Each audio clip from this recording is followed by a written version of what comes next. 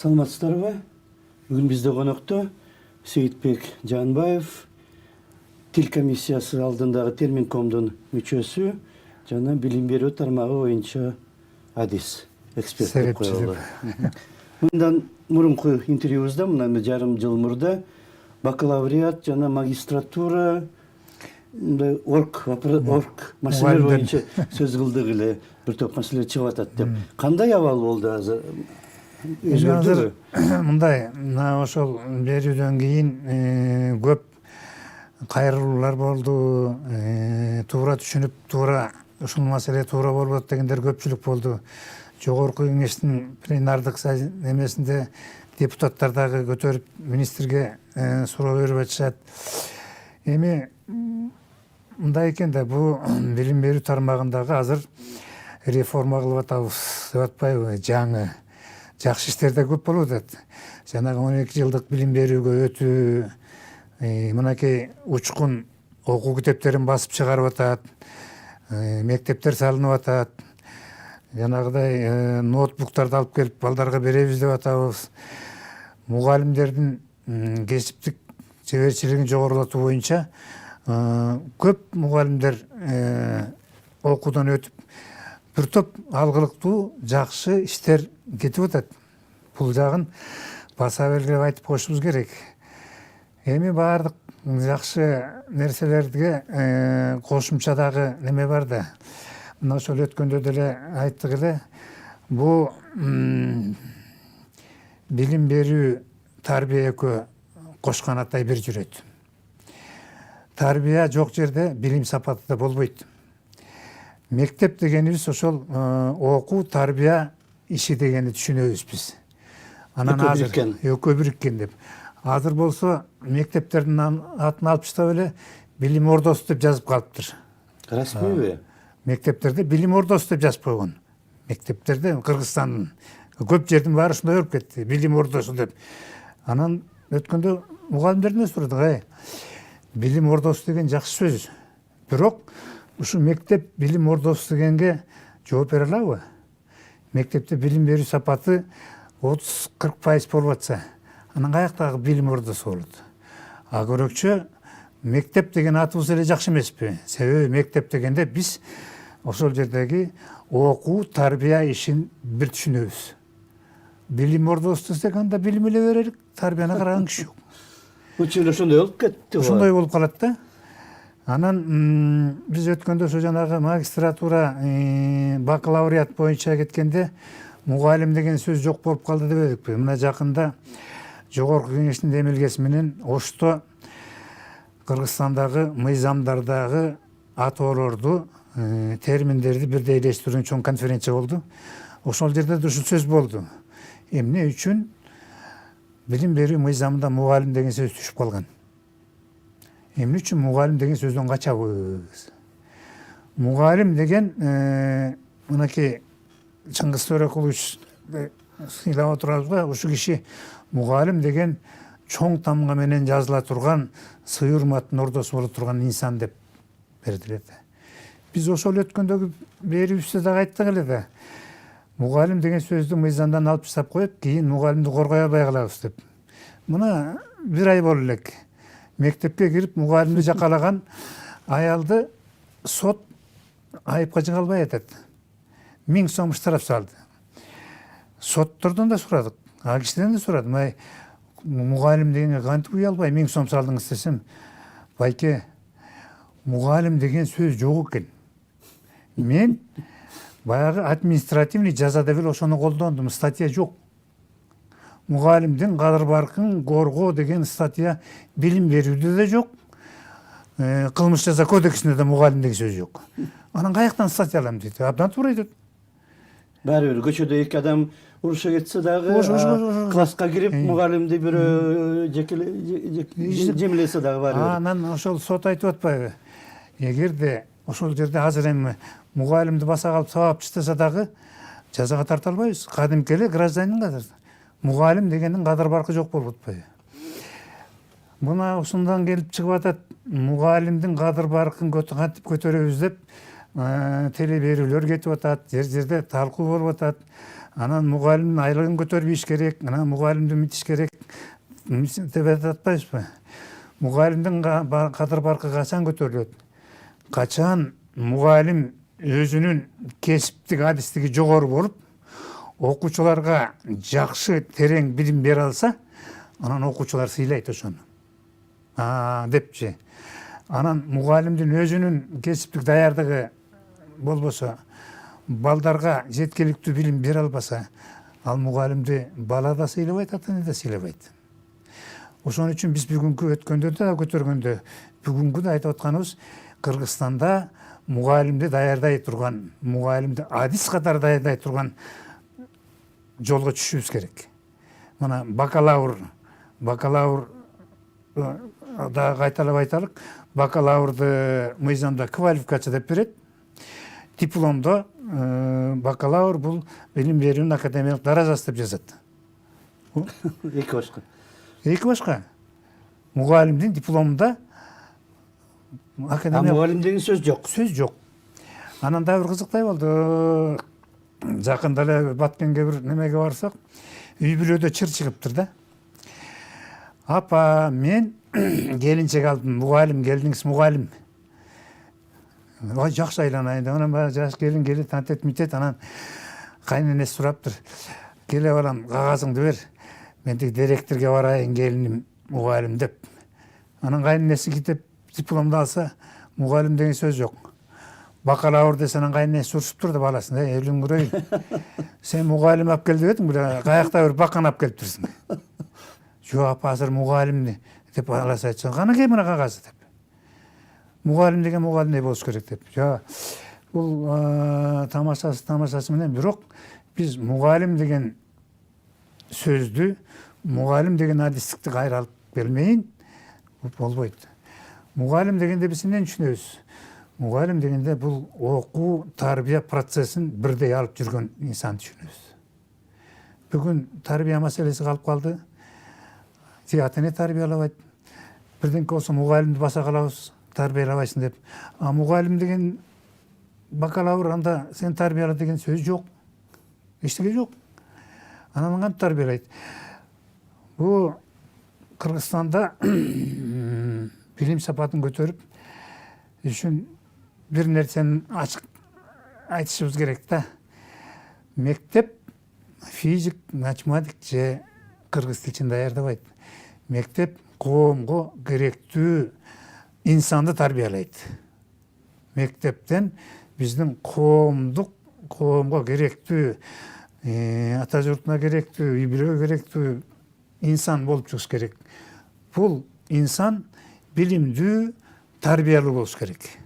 Мына ушуну биз азыр физикадан 5 алса, математикадан 5 алса, ошону жакшы деп атпайбызбы? Тартиби каякта? Мына ушундай абал болуппайбы? Мындай дагы бир окуя болгон. Биз илгери адеп сабагы деп киргизбедикпи? Ушу адеп сабагын окутсак, тарбия жакшы болот го депчи. Бирок мектепке келгенде жүрүш турушу 5, адептен 3. Мугалимден сурайбыз, бул эмне десе? Агай, адеп сабагынан жооп бергенде 3 койдум. Жүрүш турушу 5. Мына биздин ушул жердеги билим берүү тармагыбыздагы ушул кемчиликти жоюш керек. Бул боюнча мен ушул жанагы берүү болгондон кийин билим берүү министринин 2 орун басары кабыл алып сүйлөштү. Жогорку кеңештин жанагы мыйзам даярдаган балдар чакырып сүйлөштү. Республикалык профсоюздук комитет да жакшы. Республикалык профсоюздук комитет айтты. Биз дагы кызык болуп атабыз дейт. Биздин Республикалык профсоюздук комитеттин кодексинде мугалим деген турат. Мугалимге момундай камкордук керек, мугалимди келе келесең мындай деген турат. Бирок мыйзамда мугалим деген сөз жок болуп калып, биз азыр эки ортодо туруп атабыз. Мына билим берүү министрлигинин азыр иштей турган багыты ушул болот да. Эми жана айтпадымбы, министрдин орун базарлары дагы, тигилер дагы абдан туура ушуну коюшубуз керек, ушундай кылышыбыз керек дейт. Эми талаш тартыш, тиги мыйзам жазган жигиттер ой муну билим берүү министрлиги сунуштаган дейт. Билим берүү министри мыйзамда жогорку кеңеш албай койсун. Жанагы эле гимназия, лицей, эксперименталдык аянтча деген терминдердин баарын мыйзамдан жок кылып коюп, бүгүн жогорку кеңеш сени алып таштадың, жогорку кеңеш министрлик сени алып таштадың деп талашып атпайбызбы? Бул жерде ушу эки жак менен бирдей баягы консенсус деп атпайбызбы? Ыркка келишүү, кыргызча айтканда. Ыркка келишүү, максатка жетишүүнүн бир жолун таап эле кетип калышыбыз керек. Жанагы билим берүүнүн сапаты 30% дедиңиз. Кантип ченелген ал? Эми ал мындай болуп атпайбы? Бул бизде мына министерствонун алдында биз өткөндө да айттык, мында да айтып атабыз. Министрликтин алдында илгери окуу борбору бар болчу. Окуу борбору бар эле. Ошол окуу борбору мектептерде кандай жүрүп атат анализ кылчу да. Бүгүн ал жок. Бирок жанагы ар бир мектепте, ар бир класстарда класс жетекчилерге тапшырма берилет. Тест жүргүзгүлө. Класста 30 бала болсо канча 3 алды, канча 2 алды, канча 1 алды дегендей кылып туруп бааларын коюп, ошол боюнча проценттеп чыгарып, ар ким ар бир класс жетекчи өзүнүн класснын билим сапатын көрсөтөт мындай депчи. Ошо жалпы мектеп боюнча болуп келгенде мен Бишкектин дагы Оошун шаарындагы мектептеринен анкета жүргүзүп сурап көрдүм. 50% ашкан жерин көргөн жокмун. Эми айылдарда да бир топ болуп атат. Ал эми ушундай мониторингту билим берүү министринин алдында түзүлгөн уюм жүргүзүп туруш керек. Анан экинчиден мындай эле жөнөкөй эле логика менен жүргүзүп койсок болот. Бизде 3000ден ашуун окуучу эң жогорку окуду, 5 окуду, жанагы кысыл аттестатка тартыптуу деп 3000ден ашык окуучу тестке катышат. Ошондон болгону 146 окуучу тесттен өттү, дайындады. Мына ушунду эле көрсөткүч. Экинчи бир көрсөткүч. Мына мугалимдин түшүп кеткен жагынчы. Мына жакында эле министрликтин өзүнөн кетти, массалык маалымат каражаттарына чыкты. 176 мугалим мектеп директору болом деп конкурска катышты. Ошонун 6 гана өттү. 170 киши өтпөй калды. Ким сынаган комиссиялар? Бул комиссия, тест комиссиядан жана конкурс уюштуруп атпайбы? Ана кечээ бала бакчаныкын уюштуруп атат. Бул жерде өткөндө жогорку кеңештин бир депутаты дагы суроо койбоду. Силердин жанагы конкурсту өткөрүп аткан тестте саясий суроолор көп экен деп министргечи. Тестте негизинен кесиптик суроолор артыкчылык болуш керек. Кесиптик багыт боюнча. Биз жанагы бакалавриатты айтып атпайбызбы? Физика, математика предметтер, дагы эле жалпы предметтер боюнча бакалавриаттын окуу программасынын бир 30% кесипке багытталган. Мына жакында ошол жана биздин берүүдөн кийин өткөндө министрликте балдардан сурадым, эмне болсок, азыр 50% кылдык дейт. 50% аз. Кесипке бөлүнгөн саат жок дегенде 70%тан кем болбош керек. Мектепке бара турган мугалим физикадан лабораториялык иштер жүргүзгөндү билиш керек. Пед практикадан өтүп мектепти баргычакты билип мектептен өтүш керек. Илгери ошондой кылчубуз да. Анан мектепке мына жаңы китептер барып атат. Абдан жакшы болду, мына учкун көчөгөнү көрсөтүп атат. Сонун китептерди жазып жеткирип атпайбы? Эми ошол китепти иштетиш керек да. Иштете турган киши мугалим. Мугалим ошол китептин мазмуну менен тааныш болуш керек. Ошонун методикасын билип туруш керек. Анан ар көздөй билим кетет. Ато биз жанагы өрт өчүргүчтүн мисалында болуп атабыз да. Өрт чыккандан кийин баса коюпчу, алдын алышыбыз керек да. Алдын алуубузда ушул бул эми бизде азыр бияктан айтып койсок эле сын айткандай болуп атпайбы? Жок, сын эмес. Бул ушул биздин колубуздан келишинче, бизден дагы кыйыныраактар бардыр, бизден артык билгендер бар. Ошолор дагы үн кошуп, момундай кылалык, ушул маселени момундай кылсак чыгат деген маани, чыгабы деген маанida айтып атабыз. Бул жардам иретинде. Себеби билим берүү реформасы жакшы иштерди башталып, жакшы кирип аткандан кийин ушул реформа жүрүшүндө кандай кыйынчылыктар болуп атат, каяка көңүл буруш керек, эмнени караш керек деп бир атайын уюшулган уюм көзөмөлдөп туруш керек. Могу эки жери мындай кетип атат, биягы мындай болуп туруш керек деп, анан министрге ошол боюнча маалыматтарды бериш керек. Мына өткөндө жогорку кеңеште министрге суроо берип атпайбы, жанагы ким, Талиева, бул 12 жылдыкты ким ойлоп чыгарды, сиз эле кылып атасыз деп депутаттарчы. Министр айтыш керек эле, аны мен ойлоп чыгарган жокмун. Бул дүйнөлүк тажрыйба. Кыргызстандын ичинде момундай окумуштуулар изилдеп чыкты, момундай группа иштеп чыкты, момундай жол картасын түздүк. Айтылды го? Айткан жок да. Ушуну айтса, анан тигилер тиңитип калат. Ал министр күнөөлүү болуп калды. Тигилер, муну министр кылып атат деп. Жок. Чынында министрдин алдында рабочий группа бар. Олар иштеп атат, колунан келген жасап атат. Ошону дагы күчтөп, бир уюм кылып, жоопкерчиликтүү, ошо жооп бере турган киши жогорку кеңеш сураса, ошону салып берсе, мына жасап атат деп. Анан ушинтип жылсак, анан жакшы жылат. Экинчиден, тарбия маселесин өтө олуттуу карашыбыз керек. Мына өзүңүз элес жакында эле Жалал Абад областы боюнча акыркы 11 айдын ичинде, бир жылдын 11 айдын ичинде 15 өспүрүм суицидке барды дейт. Бул өтө кыйкыра турган иш. Ал эми өспүрүмдөрдүн негизи баарын мектепке шылдап койгон. Ата-энелер, коомчулук, айыл өкмөт дегендер каякта. Мындан 10 чакты жыл мурда бир 6 министрликтин меморандуму бар болчу. Ошол кийин билинбей калды. Ички иштер министрлиги, саламаттык сактоо министрлик, жанагы эмгекке жайгаштыруу, бу билим берүү министрлиги, коргоо министрлиги, ушулардын баардыгы адамды калыптандыра турган, коомдук адамды калыптандыра турган тармакты иштегенден кийин ошолор таалим тарбияга бирдей болуш керек. Аскерге чакырып атасың, калда балдар кандай болот? Аскерден кандай тарбия алып атат? Сабак алып атат? Жанагы милициялардын ички иштер министрлигинин өспүрүмдөр менен иштөө деген бөлүмү бар. Мен билгенден билбейм, сиз эле билбесеңиз, ушул өспүрүмдөр иши боюнча маалымат жок.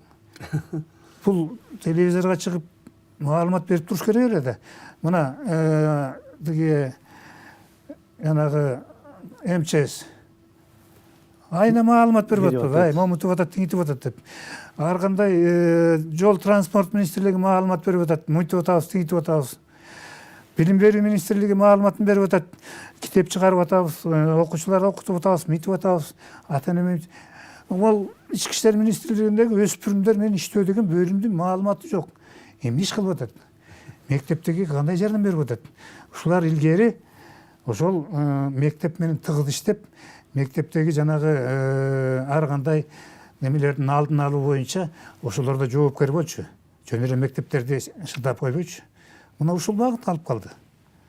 Муну анан эме дебедиңизби? 3000ге жакын мектеп бүтүрүүчү жана кызыл аттестат алган, 146сы дедиңизби? 146 киши өттү. Баары тапшырды беле тестти? Баары тапшырды. Баары тапшырды, ошонун ичинен 146 гана өтүп атат. 146 өтүп атат да. Бул жерде дагы иштей турган маселе чоң. Жанагы мугалимдердин кадыр баркынын кетип атканын бир өзөгү ушул жерде. Себеби мындай да, илгеритен алтын медалга, күмүш медалга, кызыл аттестатка деп 9 класстан кийин 10-11 класстагы жылдык бааларды чогултуп келип, ушул бала 5 окуду деп анан берчүбүз. Анан ал боюнча келип, анан чечим чыкты. Эми тигилерде мугалимдер ошону берип атат.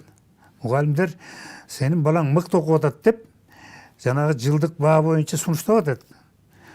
Анан бияка келгенде жана тесттик тапшырмалардан өтө албай калып атпайбы? Эми тесттик тапшырма жанагы лотерея сыяктуу да.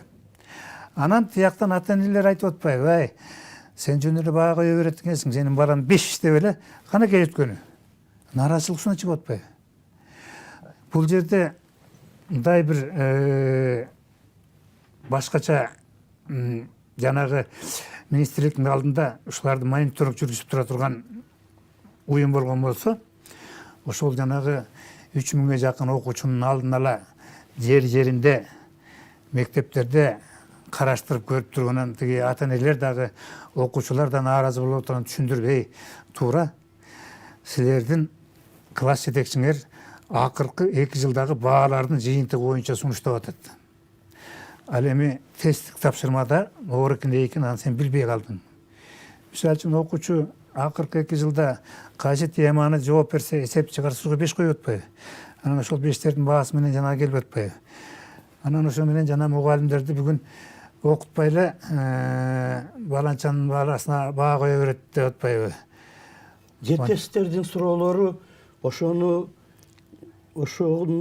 өзү жооп бере тургандай суроолор болуш керек да. Эми тесттердин суроолору туура эле. Туура элеби? Мен карап да чыктым. Мен өзүм предметим боюнча физика боюнча неме боюнча жакшы жетишкендикте ошол улам өзүн өзү өркүндөтүп жүрүп отура турган балдар жооп берип кете берет. Эми баягы убагында 5ке айтып берип коюп, жаттап айтып берип коюп 5 кыла берген балдарыбыз бар. Ооба. Алар тестке келгенде жооп бере албай калып атпайбы? Мына ушул жагын дагы бир караштырыш керек да.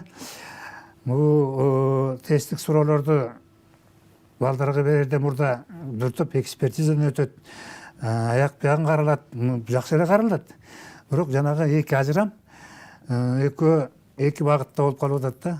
Баягы тест менен аныктайбыз, балдардыкын жылдык баа менен аныктайбыз депчи.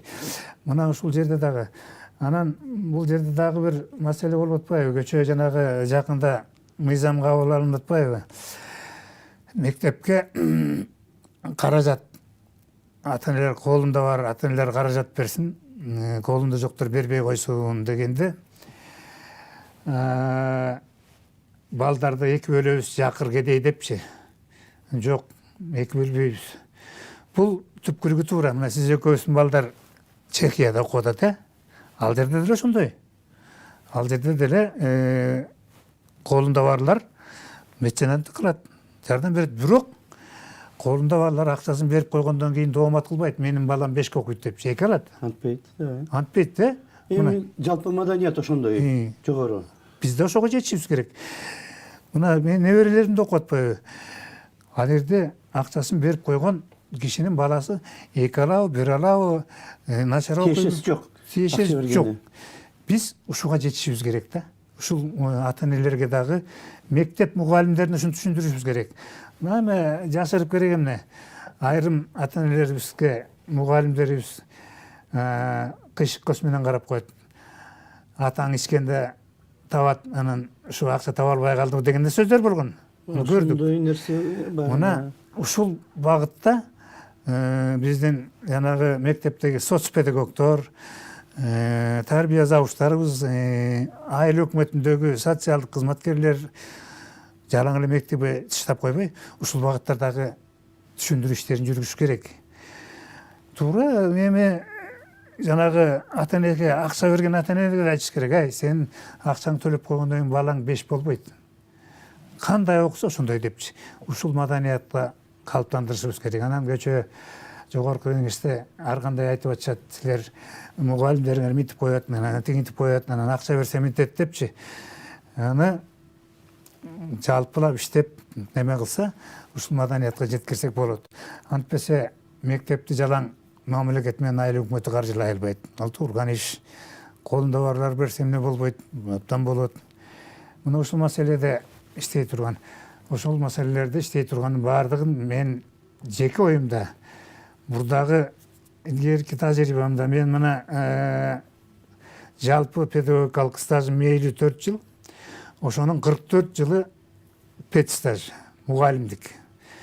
ошонун 30 жылы ушул министерстводагы анан Кыргыз билим берүү академиясында ушу мектеп менен аралашып ушулардын баардыгын башыбыздан өттү да анан ошол кездеги жанагы министрликтин алдындагы окуу методикалык борбор деген ушул артка байланышты мектеп менен болгон байланышты анан ошолор мугалимдерди бияктан чыгара коюп туруп кайсы жерде кайсыл райондо билим сапаты түшүп бараткан жерлерге адистерди чакырып бара калып лекциясын окутуп түшүндүрүү иштерин жүргүзүп ушинтип турчу да мына бүгүн ушул аба менен сууда керек себеби биз 12 жылдык билим берүүгө бир жакшы кадамга жакшы шартка баратабыз 12 жылдык билим берүүнүн өзүнүн өзгөчөлүктөрү бар профилдик билим берүү дегенибиз бар немелерибиз бар ушуларды ата энелерге дагы мектеп мугалимдерине дагы окуучуларга дагы жеткиликтүү түшүндүрө турган байланыштыра турган борбор бул билим берүү андан сырткары биз каалайбызбы каалабайбызбы мугалим адис даярдаганга өтүшүбүз керек бакалавр мына Россия өтүп атат балким башка багыттарда бакалаврлык керектир балким ошого керек болор биз балким бакалавр дегенди ошо ойдон калтырып койгон күндө дагы мектепке барып иштей турган бакалавр адистерди мугалимдик кесипке даярдашыбыз керек анан мындай болуп атпайбы мисалы үчүн мына жаштар мектепке барбайт деп атабыз бакалавриатты бүткөндөн кийин барбай коюп атат мунун бир топ жерлерди сүрүштүрдүк сураштырдык ар кандай неме кылдык бул биринчи ушул жогорку окуу жайын бүтүп аткан адистердин коркунучу мектептен коркот мектепке баргандан коркот экен кадимкидей иштегени баргандан коркот биз адегенде ойлочубуз тиги жанагы мектептерде шарт жок депчи жок мына мен бир топ анкета жүргүздүм ушул анкетанын негизинде ушул көп эле немелер бул жерден жалпы теориялык билим алды мектеп менен байланыш болгон жок анан мектептин абалы маалымат каражатында деле тияк биякта деле мектепте балдар эң баш тарбия каралбай калды тиңитип калды болуп эле тескери неме кетип атпайбы ошонун баардыгы бүтүрүүчүлөргө тескери экинчиден эң чоң көйгөй мындан экен мына бүгүнкү бүтүрүп аткан мугалимдикти бүтүрүп аткандардын көпчүлүгүнүн суроосунда эмнеге келдиң десек ал мен өзүм мугалим болоюн деп келбептир бул жанагы общий балл туура келип калган ушул бойдон өткөрүп койгон өзүм мен мугалимдикти каалайм мен мугалим болгум келет дегендер 8,9% тегерегинде чыгып атат да анан бир топ кызыктай болду бир 26-27% суралгандардын ата энебиз айылда айлыкты мугалим эле алат эрге тийсең аякка барат элең мектепке эле келесиң бар ошого деп жиберилгендер мына ушуларды дагы жанагы жогорку окуу жайында окуп атканда мугалимге багыттап даярдашыбыз керек ата энең туура айтат сен мектепке иштесең жакшы болосуң ал үчүн жакшы адис болушуң керек деп туруп ушул багытта мугалимдердин өзүн тарбиялаш керек мугалимдер биздин убактыбыз 1 мүнөттөй калды жалпы жыйынтыкты кандай кыска бир чыгарсак жалпы жыйынтыкты кыскача мындай кылсак болот жана эртеден бери айтпадыкпы чынында билим берүү тармагында билим берүү министрлиги тарабынан дагы өкмөт президент тарабынан дагы алгылыктуу жакшы иштер жүрүп атат жакшы жардам болуп атат анан эми ошону ар көздөй алып кете тургандын эле эки багыты бир багыты тарбия маселесин карашыбыз керек только мектепке жийип койбой жанагы башка багыттар менен жалпы баарын комплекс экинчи багыты мугалимди жакшы мугалим даярдап анан мектепте иштей турган адис мугалимди даярдоону колго алышыбыз керек жана вуздарда мугалим адис даярдоону колго алышыбыз керек да анан министрлик өзүнүн алдына окуу методикалык борбор азыр бизде жанагы мугалимдердин кесиптүүлүгүн арттыруу институтубуз бар алар да жакшы кылып атат. Жана мугалимдердин адистигин жогорулатып атат. Бирок методикалык иштерди жүргүзө турган адис жок. Борбор керек. Борбор керек. Анан мына ушундай кетсе, өкмөттүн колдоосу болуп атканда, элдин колдоосу болуп атканда, Кудай буйруса, билим берүү тармагы жакшы эле багытка кетип калат. Рахмат сизге, убактыбыз да аяктап калды. Бизде конокто Сейитбек Жаанбаев болду, билим берүү тармагындагы серепчи жана Терминкомдун мүчөсү. Рахмат. Рахмат сизге. Саламат болуңуздар.